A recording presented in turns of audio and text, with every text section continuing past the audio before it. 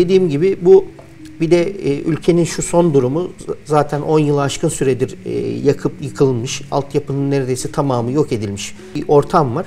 İşte bütün bunların toparlanmasında bir ana kaynak olacak. Ekonomik olarak da bir gelir olacak. Son anlaşmanın maddelerinden birinin bunda olmasının sebebi bu. Bunun onlara faydası şu olacaktır. Zarardan ziyade. Türkiye tarafının açılması ana ticaretin de bu tarafa doğru açılmasını getirir. Bizim yani Türkiye'nin Şam'la olan ilişkileri aynı batıda, Fırat batısında olduğu gibi Fırat doğusunda da devam ettirilirse işte o zaman bölgenin refahı için faydalı olur. Müzakere masasına eninde sonunda oturacağını biliyor. Ve bu oturulduğunda İsrail işgal ettiği, şu anda işgal altında tuttuğu Golan Tepelerini ve son 2 ayda genişlettiği bu Şam'a doğru genişlettiği bu alanı mutlaka o müzakere masasında elinde tutacak şekilde, kendi topraklarına ilhak edecek şekilde ve bunun Şam tarafından, yeni hükümet tarafından da kabullenilmesini isteyecek şekilde oturacaktır.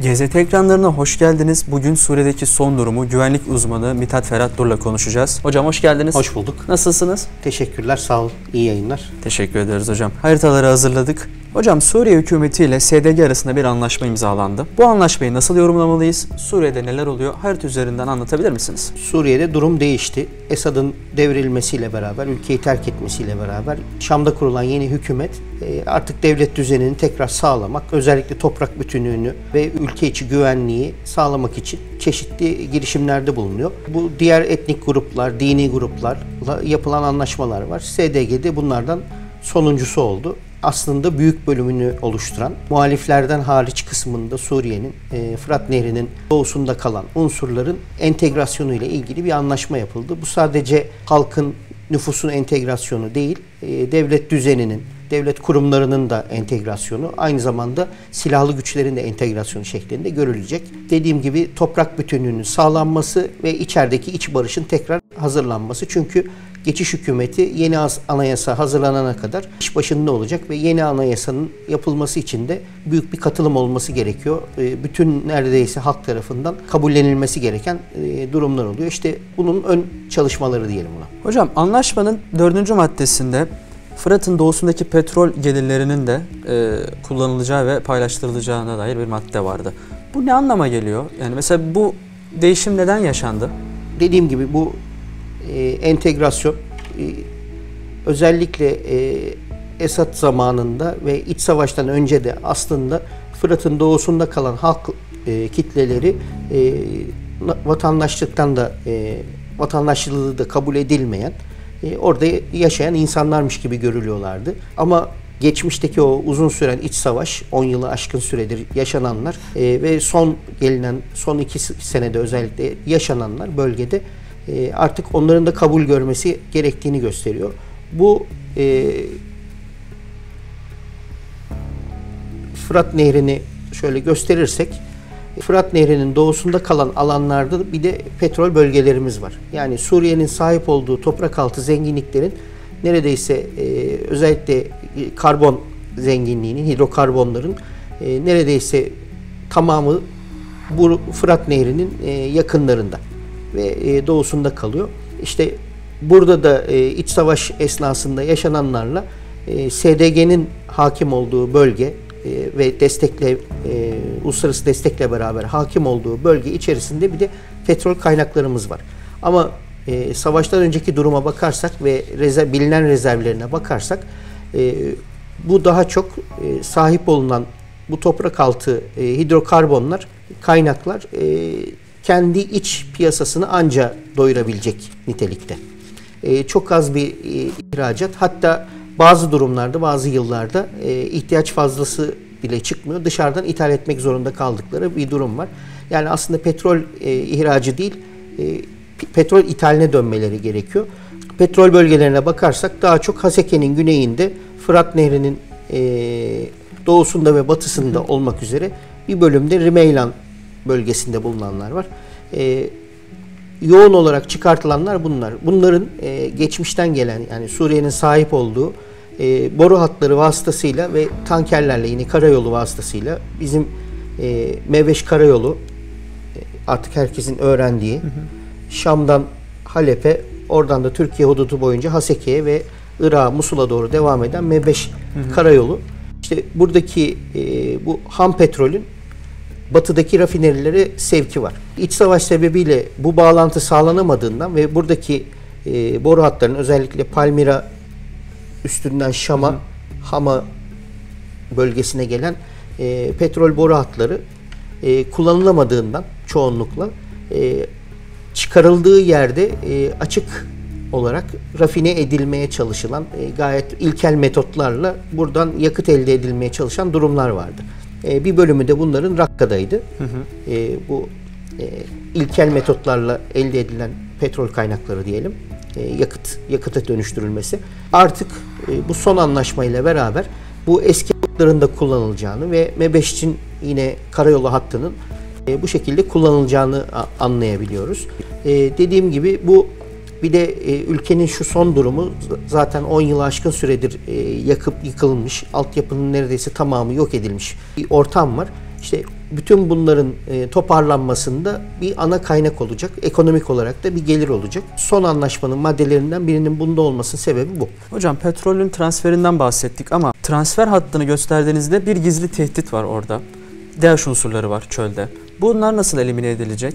DAEŞ'le yapılan mücadele son birkaç senedir eskisi kadar görünür olmamasının sebebi DAEŞ'in özellikle Rakka'daki mağlubiyetinden beri ve Elbap'ta bizim yaptığımız hareketler ve Halep'i terk etmesiyle beraber, Halep bölgesini terk etmesiyle beraber daha çok çöl bölgelerine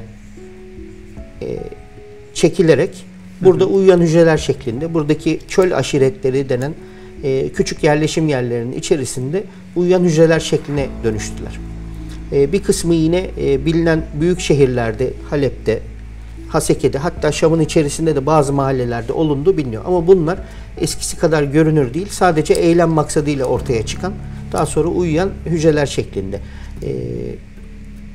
Yine DAEŞ'le ilgili göz önünde tutmamız gereken, burada SDG bölgesinde YPG tarafından emniyetin alındığı iddia edilen bazı hapishaneler var. Burada da sadece militanlar değil, DAEŞ militanları değil, aileleriyle beraber, çoluk çocukla beraber buralarda yaşadıklarını, kamplarda tutulduklarını biliyoruz. Hapishane şekline getirilmiş kamplar var. İşte özellikle bunların emniyetinin alınması gerekiyor. Yine bu anlaşmanın içerisinde bunu görüyoruz. Devletin, yani yeni kurulan Şam yönetiminin buralarda da yönetimi alacağını görüyoruz. Birlikte hareket etmeyi taahhüt ettiklerini görüyoruz. İşte önemli olan buradaki bu kampların tutulması, emniyet altında tutulması, içerideki militanların kaçıp bu uyuyan hücreler şeklinde başka ülkelere dağılmaması gerekiyor. Bunun bir kısmı da zaten Avrupa'dan, Batı'dan gelen cihatçılar olarak nitelendiriliyorlar ve aileleriyle beraber. İşte bu bölgede bulunmaları elbette bir tehdit. Hem ulaşım olarak tehdit, hem de bu çıkarılacak kaynakların ve ticaretin Şam bölgesine ve Doğu Akdeniz'e doğru, denize doğru, Laskiye'ye doğru intikalini engelleyecek durumlar olabilir. Yine anlaşmanın maddelerinde bunu görüyoruz. Anlaşma içerisinde DAEŞ'le yapılacak mücadelede de ortak hareket edileceğini, hatta silahlı güçlerin entegre edileceğini anlayabiliyoruz. Dediğin gibi bu özellikle boru hattı ve ticaret yollarının emniyeti şu anda had safhada diyelim. Hocam anlaşmanın bir maddesinde de SDG'nin kontrol ettiği bölgelerdeki sınır kapılarının yeni Şam yönetimine devrolacağından bahsediliyor. Bu devir işlemi bölgede geçim kaynağı olan insanların geçim kaynağını kesme durumu olabilir mi? Bu madde uygulanabilir mi? Nasıl gerçekleşir? Şöyle, bunu yine Fırat'ın doğusunda bazı yerler olmasına rağmen Fırat Nehri'ni bir hudut olarak kabul edersek, SDG'nin hakim olduğu bölge bu bölgeydi. Bunun zaten başından beri Türkiye tarafı kapalı. Evet. Buradaki geçişler olmadığı için ve Barış Pınarı Harekatı ile beraber belirli bölgelerin ve Resulayn'a kadar uzanan ikinci bölgenin de dahiliyle beraber burada zaten bir geçişkenlik yok. Yani buradaki gümrüklerin Türkiye ile bir bağlantısı, geçişi yok. Geriye sadece SDG bölgesi olarak düşünürsek burada Ebu Kemal geçişi ve Rimeylan'daki geçişler var. Rimeylan bölgesindeki geçişler var. Bu da Sincar bağlantısını sağlıyor. Yani örgütün GPG'nin Haseke'den Sincar'a doğru ve oradan Irak'ın kuzeyine doğru yaptığı geçişi gösteriyor bize. Buradaki gümrük kapılarının devri meselesi zaten yeni yönetimin işe ele almasıyla beraber zaten Türkiye hududundaki geçişler tamamen onların kontrolünde. Aynı zamanda Ürdün ve Irak geçişleri de yeni hükümetin kontrolü altında ve iç güvenlik çoğunlukla onların kontrolü altında. Geriye bu üçgen bölgesini düşünürsek sadece bu taraf kalmış oluyor. Bunun onlara faydası şu olacaktır, zarardan ziyade. Türkiye tarafının açılması ana ticaretin de bu tarafa doğru açılmasını getirir. Bizim yani Türkiye'nin Şam'la olan ilişkileri aynı batıda, Fırat batısında olduğu gibi Fırat doğusunda da devam ettirilirse işte o zaman bölgenin refahı için faydalı olur. Burada bir kayıptan daha çok aslında win-win oluyor o zaman, değil mi? Kazan kazan şekline dönmüş oluyorlar. Bir de uzun zamandır biz özellikle Fırat Kalkanı Harekatı'ndan itibaren bölgeyi duvarla, hudut hattını duvarla emniyet altına aldığımız için ve diğer sistemlerle buradaki kaçakçılığın da azaldığını görüyoruz. Bu aynı zamanda örgütün gelir kaynaklarını da kesmiş vaziyetteydi. Ama tabii ki bölge halkına etkileri işte dediğim gibi Türkiye ile olan ticaretin de azalmasına sebep olmuştu. Bu ilerleyen süreçte toprak bütünlüğü sağlanır, Suriye'nin iç barışı sağlanır, yeni anayasası yapılır ve eski günlere dönüş tekrar sağlanırsa bu Türkiye ile olan açılım, buradaki gümrük kapılarında açılması, ticaretin gelişmesi bölge halkına fayda sağlar. Hocam 11 Mart günü bu anlaşma imzalandı ve duyuruldu. Biraz anlık olarak ajanslara düştü.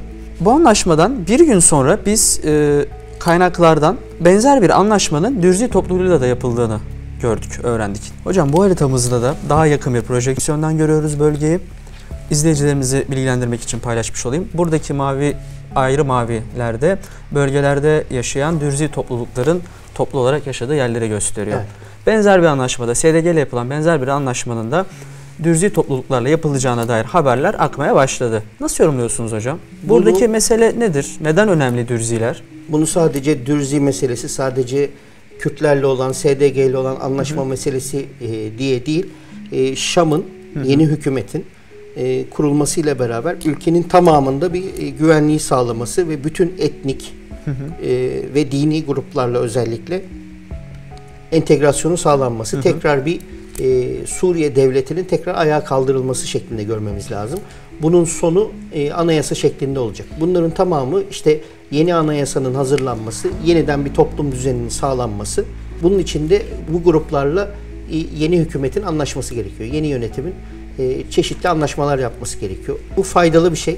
Anayasaya doğru, yeni anayasaya doğru giden süreçte faydalı bir şey. Çünkü geçmiş Esad ailesinin iktidar zamanına bakarsak 60 yılı geçen bir süreye tekabül ediyor. Bu süre içerisinde vatandaşlığı olmayan, insan bile kabul edilmeyen bazı topluluklar var. Bunlar sadece Dürziler, sadece Kürtler değil. Diğer daha küçük etnik ve dini unsurlarda da bunları görüyoruz. Bunun kırılması, tekrar bir toplum düzeninin sağlanması, eşit bir toplum düzeni sağlanması şeklinde görmemiz gerekir. Burada tabii Dürzilerin yaşam alanlarına bakarsak, bulundukları bölgelere bakarsak doğrudan İsrail'le ve Ürdün'le olan geçişin ve Lübnan'la olan geçişin üzerinde bulunduğunu görüyoruz. Bunların bulunduğu yerleşim yerlerinin.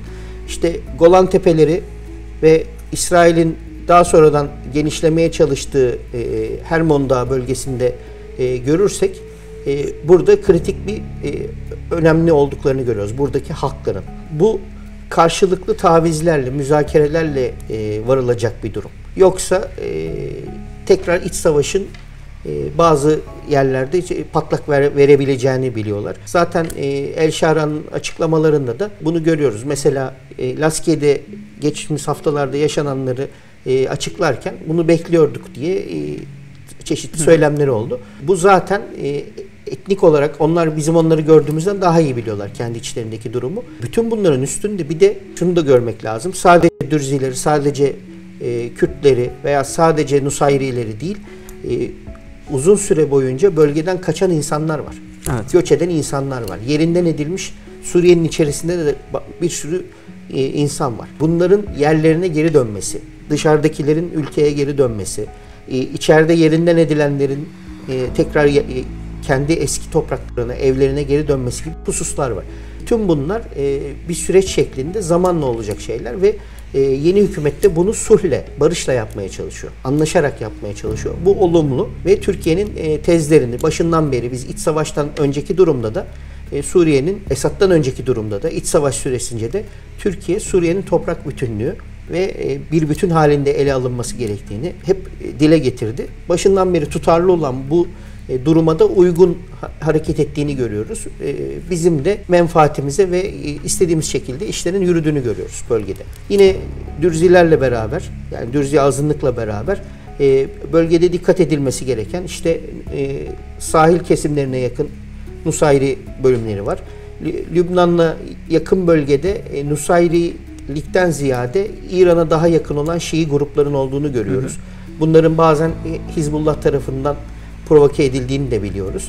Bazı yine Halep dolaylarında Şiiler için önemli olan bazı yerleşim yerlerinin ve imamların mezarlarının bulunduğu bazı yerleri görüyoruz. Bu sadece Nusayri, sadece Dürzi, sadece Kürt meselesi değil. İşin içerisinde daha büyük mezhepsel sorunlar da var. Ve tabii yine biraz önce bahsettiğimiz çöl bölgesine dağılmış şekilde bulunan DH militanları da var.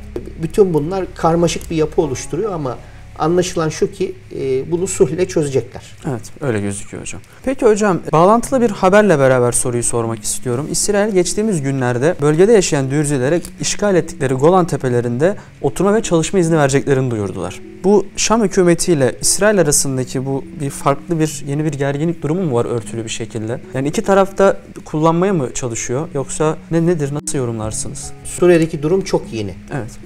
Devletlerin yaşları ve yaşam ömürleri şeklinde düşünürsek bu bir insan ömründen daha fazla ve son yaşadığımız Aralık ayından özellikle Kasım sonu Aralık başından itibaren bölgede yaşananlar daha aylarla ifade ediliyor. Evet. Durum daha çok yeni. Şu anda açıkçası bunu her yerde görebiliriz.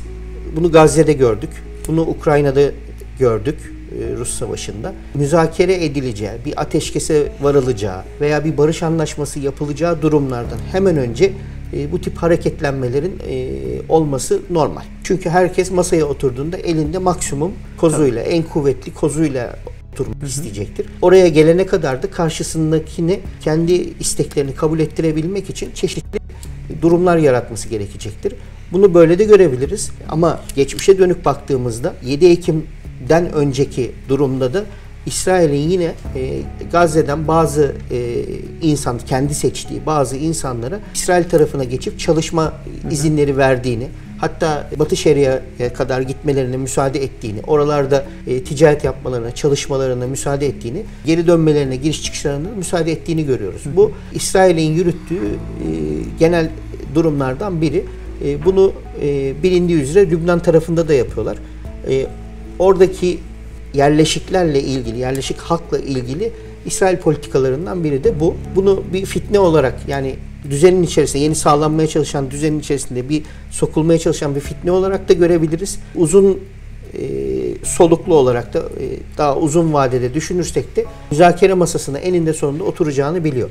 Bu oturulduğunda İsrail şu anda işgal altında tuttuğu Golan Tepelerini ve son 2 ayda Şam'a doğru genişlettiği bu alanı mutlaka o müzakere masasında elinde tutacak şekilde, kendi topraklarına ilhak edecek şekilde ve bunun Şam tarafından, yeni hükümet tarafından da kabullenilmesini isteyecek şekilde oturacaktır. Buna yönelik hamleler olarak da görebiliriz. Yine devam eden, özellikle Ocak ayında çok gördüğümüz İsrail tarafından Suriye'nin içlerinde bazı askeri tesislerin bombalandığını biliyoruz. Yok edilmeye çalıştığını biliyoruz.